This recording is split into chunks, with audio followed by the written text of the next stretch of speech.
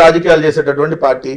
మా నాయకుడికి వయసు ఉంది, మా నాయకుడికి ప్రజా బలం ఉంది, మా నాయకుడికి ఏదైతే ప్రజలు నిరంతరం పోరాడేటటువంటి తత్వం ఉంది. సో ఎక్కడా కూడా భయపడేటటువంటి ప్రసక్తి ఉండదు. తెలుగుదేశం కూటమి ప్రభుత్వం చేస్తున్నటువంటి అరాచకాలని బలంగా ఎండగడతాం, బలంగా పోరాడతాం, బలంగా పోస్టులు పెడతాం. ఎవరిని తప్పుగా చేసి కాదు, వాళ్ళు చేస్తున్నటువంటి తప్పులను పెడతాం. ఎక్కడ అమ్మ వందనం అని అడుగుతాం, ఎక్కడ ఫ్రీ బస్ ఎక్కడ అడుగుతాం, ఎక్కడ 20 లక్షల ఉద్యోగాలను అడుగుతున్నాం. కదా నాన్ బెయిలబుల్ పెడుతున్నారట, ఒకసారి ఆలోచించుకోవచ్చు కదా. ఏం లేదు సార్, వస్తుంది కదా నాన్ బెయిలబుల్, తర్వాత వస్తుంది బెయిల్.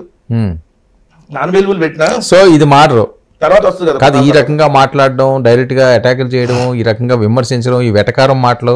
నేనైతే ఎవరిని చెప్పులు తీసుకొని కొడతాను అంటల్లా, నేనైతే ఎవరిని బోషడికే అంటల్లా, నేను ఆ టైప్ అనేది కాదు.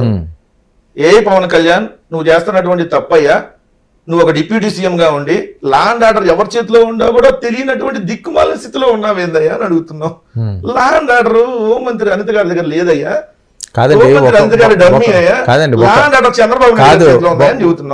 ప్రభుత్వంలో ఉండి, అధికారంలో ఉండి, డిప్యూటీ సీఎం గా ఉండి ఇలా చెయ్యొద్దు, ఇది కరెక్ట్ కాదు, సీరియస్ గా మీరు చెయ్యండి అని చెప్పే ధైర్యం ఎవరికైనా ఉంటుందా రాజకీయాల్లో?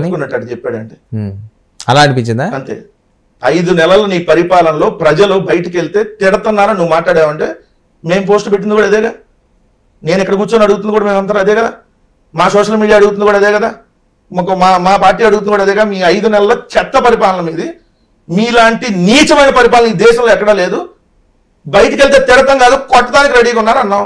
పవన్ కళ్యాణ్ అదే అన్నారు. బయటికి వెళ్ళలేదా? సెక్యూరిటీ వేసుకుని వెళ్తున్నారు కదా.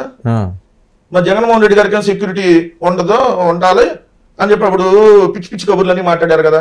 ఇప్పుడు పవన్ కళ్యాణ్కి ఎందుకు సెక్యూరిటీ, పవన్ కళ్యాణ్కి ఎందుకు బారికేడ్లు? మరొకసారి ఆలోచించుకోవచ్చు కదా. దేనికి? మనలో ఏమన్నా మార్పు?